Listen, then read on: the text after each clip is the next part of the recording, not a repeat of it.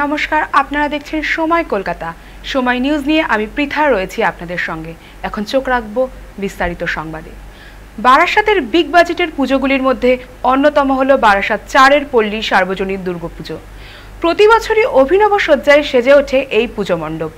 এবারও তার অন্যথা হয়নি। 44তম বর্ষে এবারের থিম বীর গাথা। এখন পূজা মণ্ডপ থেকে আমাদের সাথে সরাসরি আছেন আমাদের প্রতিনিধি দীপ সেন। দীপ, আজকে মহা অষ্টমীর পূর্ণ লগ্ন আর বিকেল হয়ে এসছে, চারপাশে কেমন ভিড় দেখতে পাচ্ছ তুমি? পৃথা, তোমাকে প্রথমেই জানাই শুভ অষ্টমী। আমি আমার সহকর্মী রাজুকে দেখাতে বলবো এই যে প্যান্ডেল, আমরা এই মুহূর্তে রয়েছি বারাসাতের 4-এর পল্লী সার্বজনীন যে দুর্গা উৎসব কমিটি তার একদম মণ্ডপের সামনে। এই মণ্ডপের এবার থিম কিন্তু বীর গাথা। সেই থিমের অনুকরণে কিন্তু মণ্ডপ সজ্জিত হয়েছে। মণ্ডপের বাইরে যেমন রয়েছে পৌরাণিক যুদ্ধ সমস্ত ব্যবহৃত যে সমস্ত ঢাল, তরোয়াল থেকে তীর, ধনুক সমস্ত কিছু রয়েছে। এবং ধীরে ধীরে যখন আমরা ভেতরের দিকে এগিয়ে যাচ্ছি সেখানেও কিন্তু একাধিক তীর, ধনুক দিয়ে খুব সুন্দরভাবে এই প্যান্ডেলকে সাজিয়ে তুলেছেন এই উদ্যোক্তারা, এই পুজো কমিটির।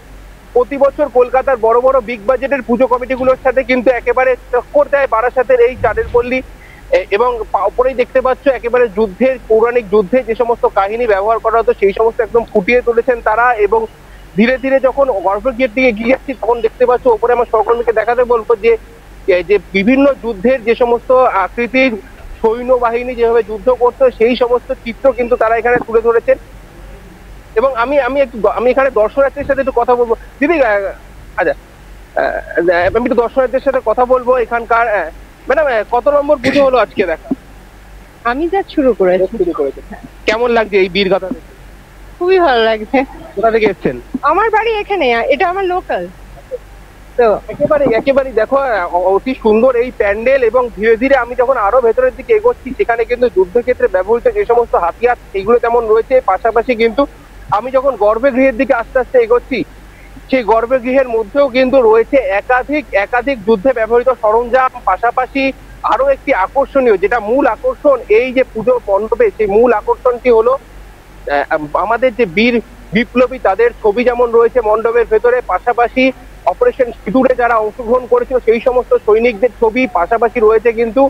এবং এই মহাত্মা গান্ধী থেকে শুরু করে ভগৎ সিং থেকে শুরু করে একাধিক বীর বিপ্লবীদের যেমন ছবি এই মণ্ডপের মধ্যে স্থান পেয়েছে।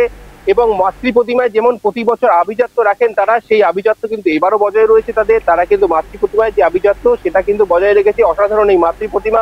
প্রতি বছর বারাসাতের 4-এর পল্লী কিন্তু এই বড় বড় কলকাতার বড় বড় বিগ বাজারের পুজোকে টক্কর দেয়।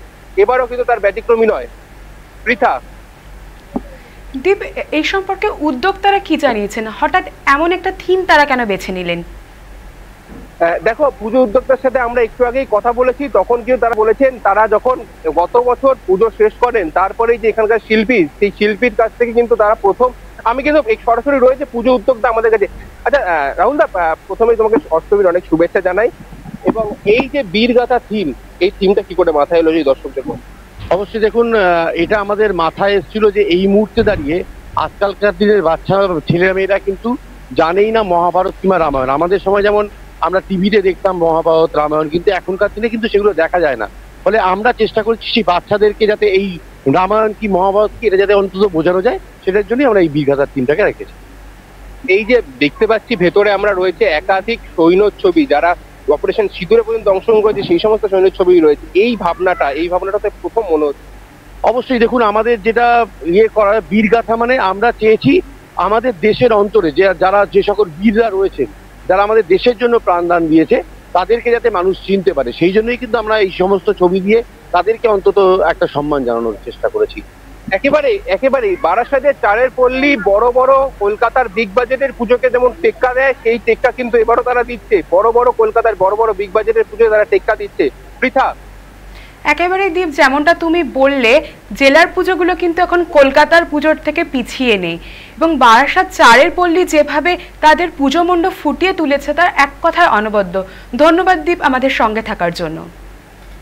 যেমন আপনারা দেখলেন যে বারাসাত 4-এর পল্লীর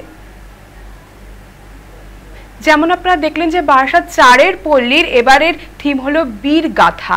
তারা বিভিন্ন বিপ্লবী এবং বিভিন্ন যুদ্ধের পটভূমিকে এবার তাদের থিম হিসেবে তুলে ধরেছেন এবং মণ্ডপ সজ্জা, আলোক সজ্জা যা আমরা দেখছি তা এক কথায় অনবদ্য, চোখে পড়ার মতো। এবং এখন বিকেল গড়াতে না গড়াতেই বেশ ভিড় জমেছে মণ্ডপে, তা সত্যিই চোখে পড়ার মতো।